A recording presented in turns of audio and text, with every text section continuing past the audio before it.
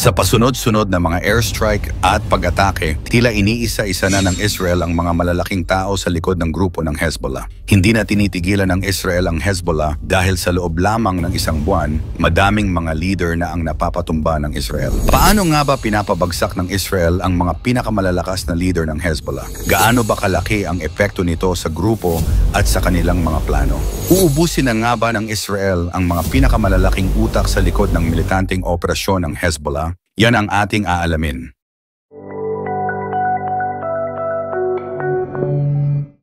Pang-sampu, Brahim Aqil, head of Hezbollah's Redwan Force. Noong Setyembre 20, 2024, nasawi si Ibrahim Aqil sa isang matinding Israeli airstrike sa Haret Reik, Beirut. Si Aqil ang leader ng Redwan Force, ang elite na unit ng Hezbollah na responsable sa mga high-level na misyon at combat engagements.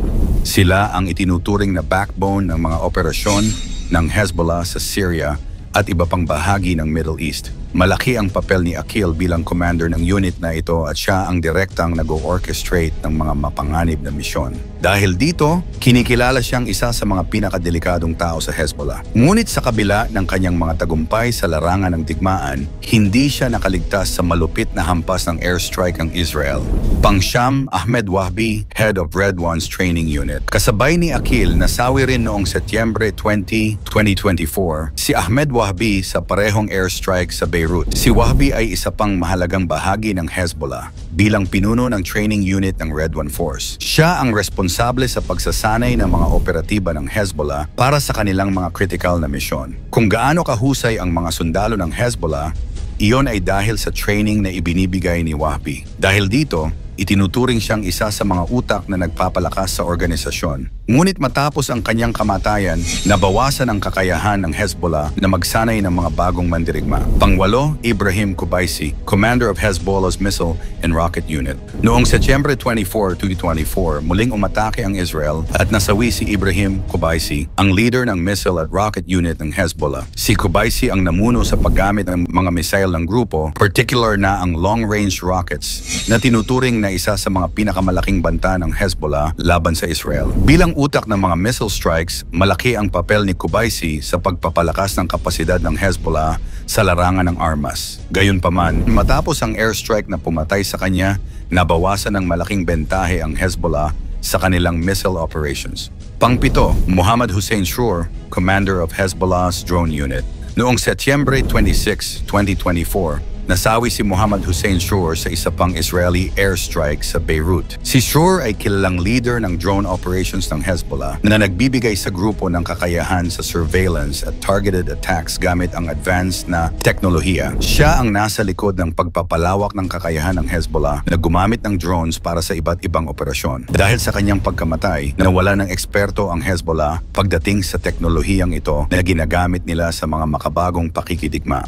Pang-anim, Hassan Nasrallah, Secretary General of Hezbollah. Noong Setyembre 27, 2024, isang malaking balita ang lumabas. Napatay sa isang Israeli airstrike si Hassan Nasrallah, ang Secretary General ng Hezbollah at pinakamalakas na leader nito. Si Nasrallah ang naging mukha at utak ng Hezbollah sa loob ng ilang dekada. Pinamunuan niya ang mga pinakamalalaking operasyon at stratehiya ng grupo. Bilang isa sa mga pinaka-impluensyang leader sa Middle East, ang kanyang pagkamatay ay isang malaking dagok, hindi lamang sa Hezbollah, kundi sa buong kilusang Iran-backed sa rehiyon. Pang-lima, Ali Karaki, commander of Hezbollah's Southern Front. Kasabay ng pagkamatay ni Nasrallah noong Setyembre 27, 2024, nasawi rin si Ali Karaki na siyang namuno sa operasyon ng Hezbollah sa Southern Front. Si Karaki ang responsable sa mga pag-atake sa southern border ng Lebanon na nakaharap sa Israel, isa sa pinakamainit na bahagi ng operasyon ng Hezbollah. Bilang commander ng Southern Front, ang kanyang papel ay mahalaga sa mga operasyon laban sa Israel. Sa kanyang pagkamatay, malaking kawalan ito sa military strategy ng Hezbollah sa rehiyon. Pang-apat, Abbas Nilforoshan, commander of Quds Force in Lebanon. Nasawi rin noong Setyembre 27, 2024. Si Abbas Nilforoshan,